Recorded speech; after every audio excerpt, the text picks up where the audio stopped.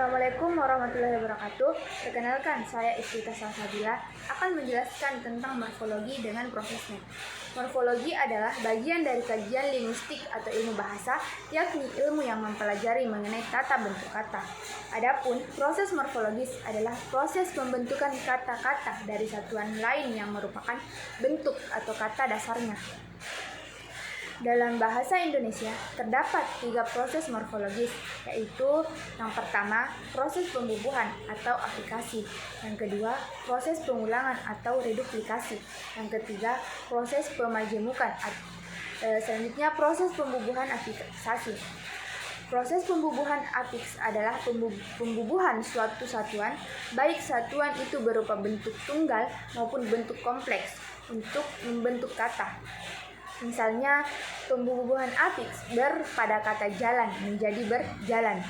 Adapun bentuk afiksasi, fonem N pada morfem men berubah menjadi fonem M apabila kata dasar yang mengikutinya berawal P, B, dan F.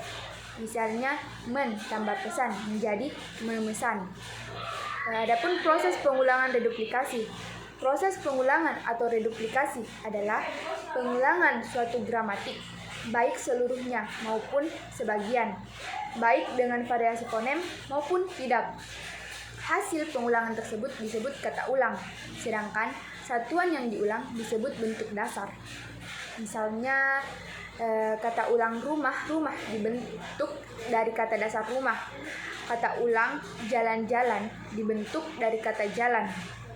Kata ulang bolak-balik berasal dari kata balik.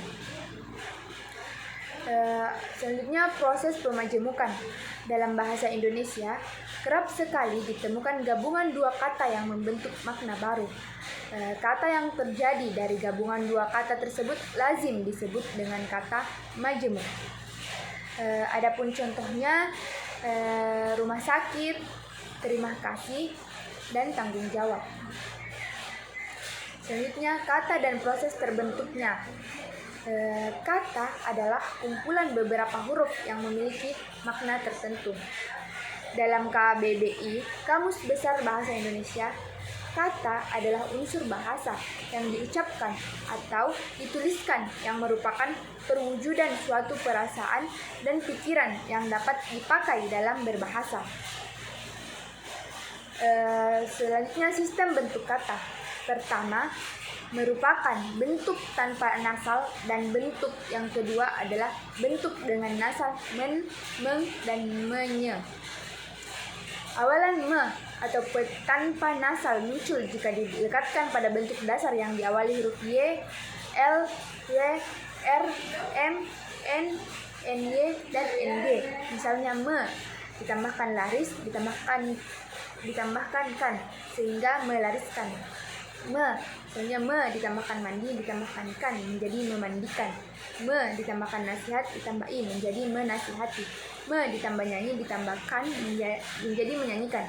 Sistem bentuk kata. Awalan me jika dilekatkan pada kata dasar yang diawali fonem a, i, u, e, o, k, h, dan kh, bentuk berubah menjadi meng.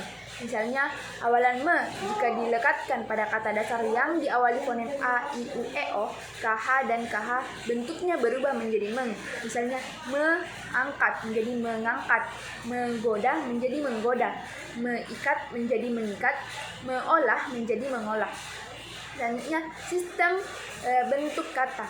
Jika fonem huruf awal kata dasarnya dimulai dengan konsonan K, P, T, S, jika mendapat awalan me ataupun konsonan awal kata dasar itu menjadi dulu.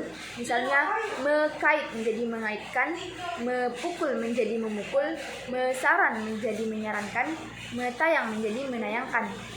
Sistem bentuk kata. Kata asing yang masuk ke dalam bahasa Indonesia dengan berbagai gugus konsonannya seperti stabil, produksi, klasifikasi, transfer, protes, dan kritik. Jika kata itu dibentuk dalam bahasa Indonesia, gugus konsonan yang terdapat di awal kata itu tidak luluh. Jadi, memproduksi menjadi memproduksi, mentransfer menjadi mentransfer, mengklasifikasi menjadi mengklasifikasi, menstabil tambahkan menjadi menstabilkan. Sistem bentuk kata. Dalam bahasa Indonesia, terdapat kata yang hanya terdiri atas satu suku kata. Kata dasar yang terdiri atas satu suku ini, jika mendapat awalan me, bentuknya berubah menjadi menge, seperti tampak pada contoh berikut ini. Metik menjadi mengetik, bukan mentik. Merem menjadi mengerem, bukan merem. Mecat menjadi mengecat, bukan mencat. Membom menjadi mengebom, bukan membom. Itulah materi yang saya sampaikan. Assalamualaikum warahmatullahi wabarakatuh.